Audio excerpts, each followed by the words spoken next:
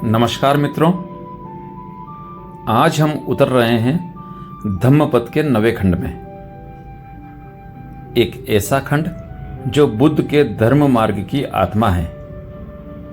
यहाँ बुद्ध सम्यक प्रयास, सम्यक स्मृति और सम्यक समाधि के रहस्यों पर बोलते हैं।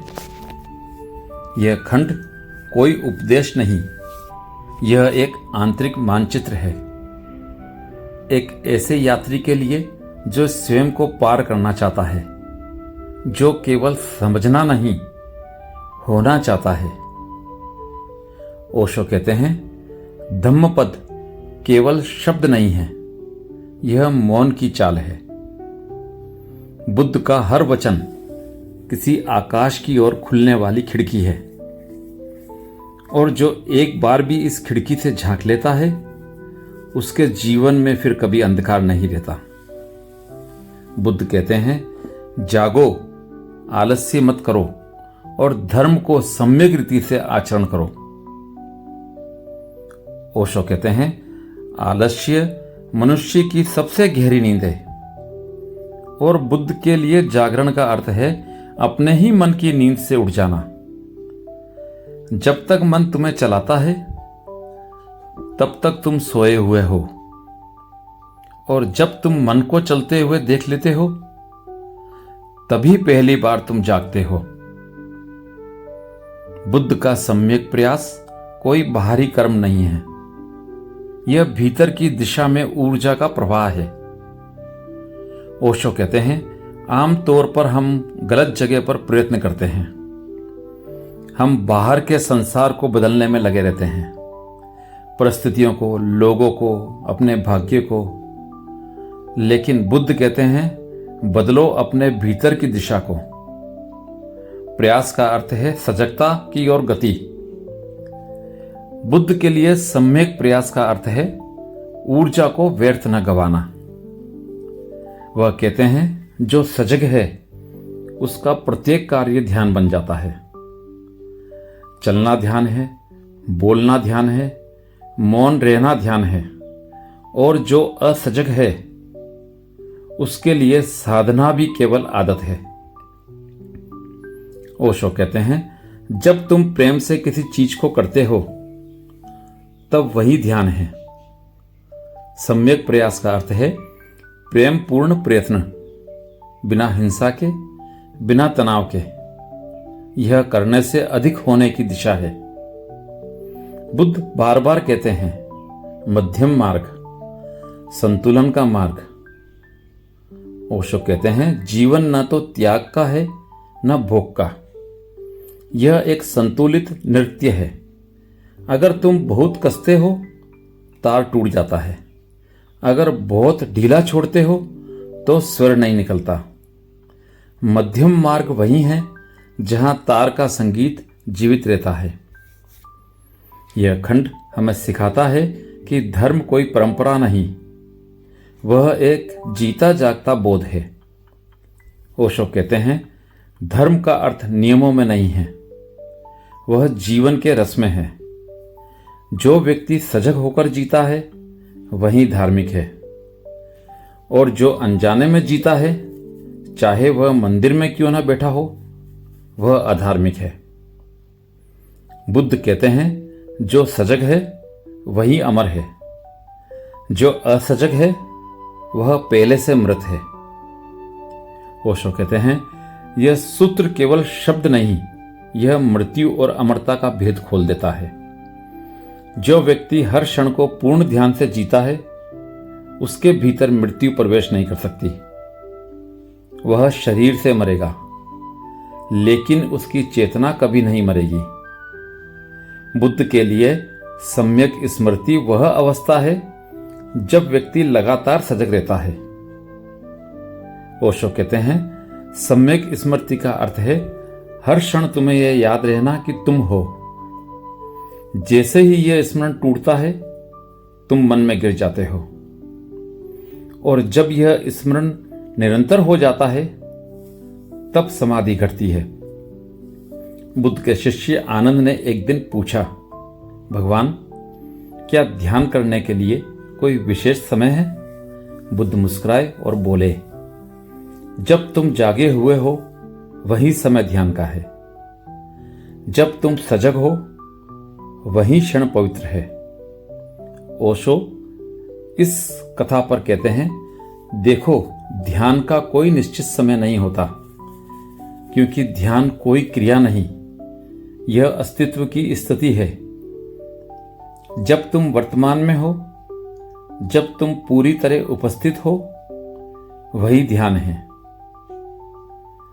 बुद्ध कहते हैं, धम्मो पदीपो, धम्मो सत्तो, धर्म ही प्रकाश है, धर्म ही सार है। ओशो कहते हैं, धर्म कोई विचार नहीं, धर्म एक अनुभव है। जब भीतर का अंधकार मिटता है तो धर्म प्रकट होता है, और जब धर्म प्रकट होता है तो तुम्हें पहली बार यह एहसास होता है कि जीवन कभी तुम्हारे विरोध में नहीं था, तुम ही अंधे थे।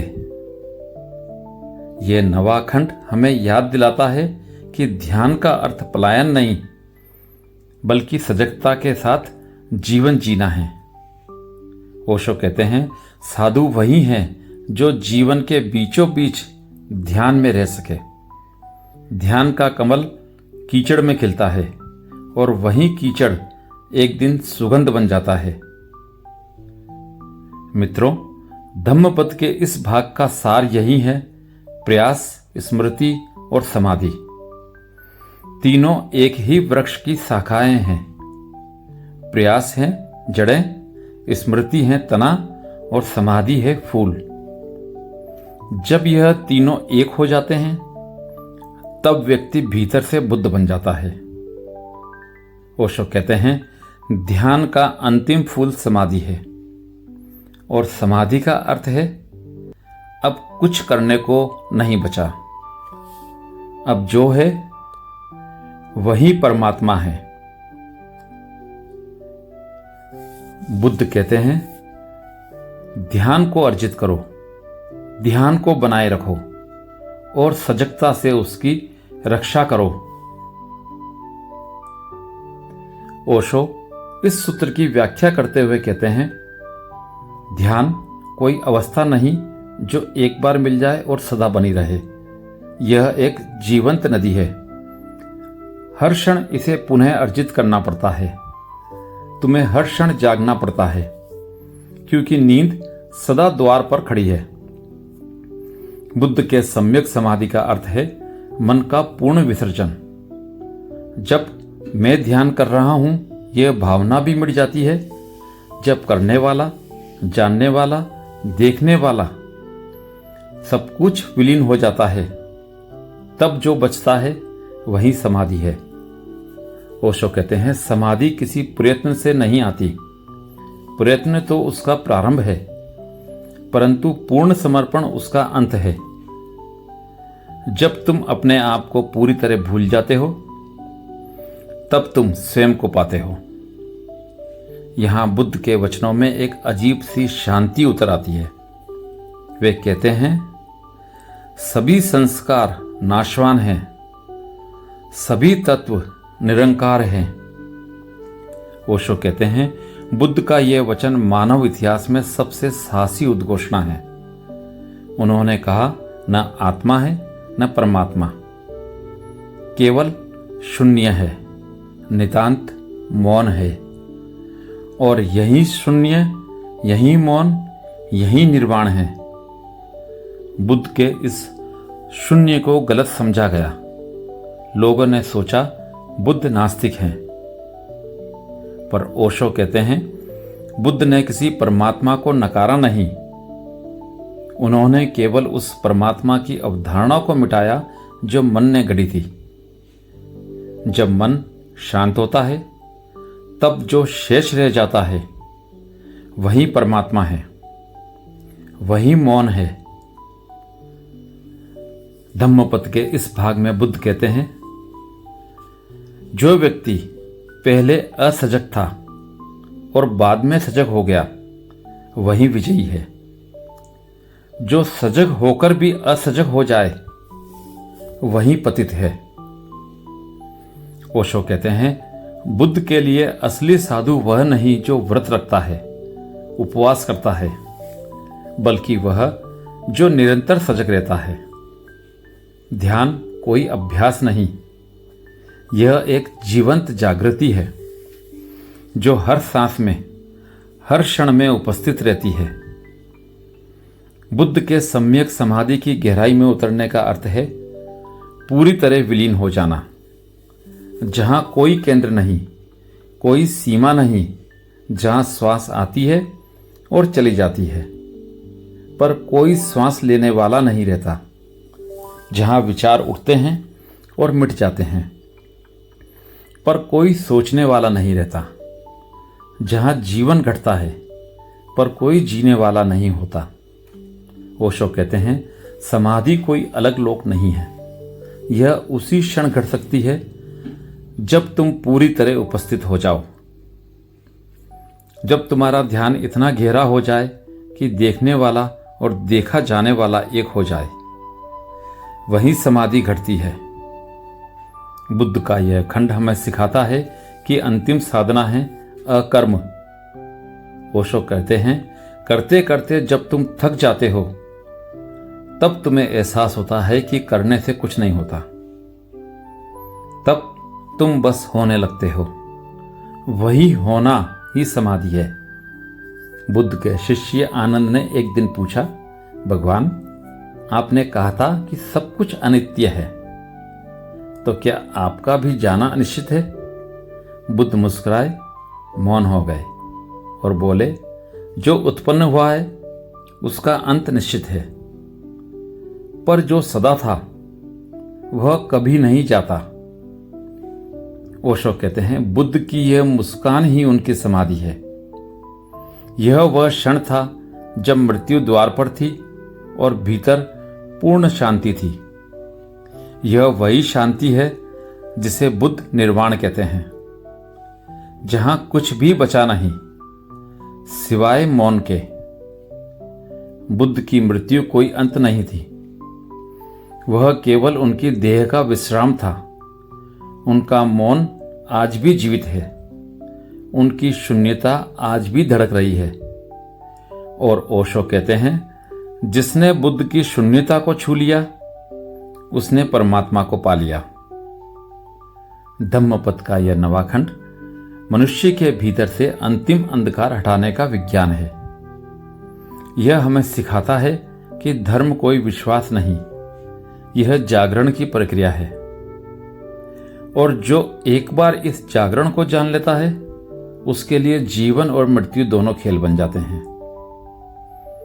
ओशो कहते हैं, जब तुम भीतर उतरते हो तो पाते हो कि कोई मैं नहीं और कोई तुम नहीं, केवल मौन है, और वही मौन परमात्मा है। समापन में बुद्ध का अंतिम वचन ध्यान रखें, सब संस्कार नाशवान हैं, सजग रहो और अपना कार्य पूर्ण करो। ओशो कहते हैं, यही बुद्ध का अंतिम संदेश था। सजग रहो, सजग रहना ही धर्म है, सजग रहना ही ध्यान है, सजग रहना ही मुक्ति है। मित्रों, बुद्ध के इस नवे खंड का सार यही है, जागो, सजग रहो और भीतर के मौन को जानो, क्योंकि वही मौन, वही ध्यान, वही शून्यता वास्तव में तुम्हारा स्वभाव है। ओशो कहते हैं, ध्यान की अंतिम स्थिति वह नहीं जहां तुम कुछ जानते हो, बल्कि वह जहां कुछ भी जानने को नहीं बचता, क्योंकि तब तुम स्वयं ज्ञान बन जाते हो। यह पॉडकास्ट आपको कैसा लगा कमेंट करके बताएं। अच्छा लगा हो तो सब्सक्राइब करें, लाइक करें और शेयर करें। धन्यवाद।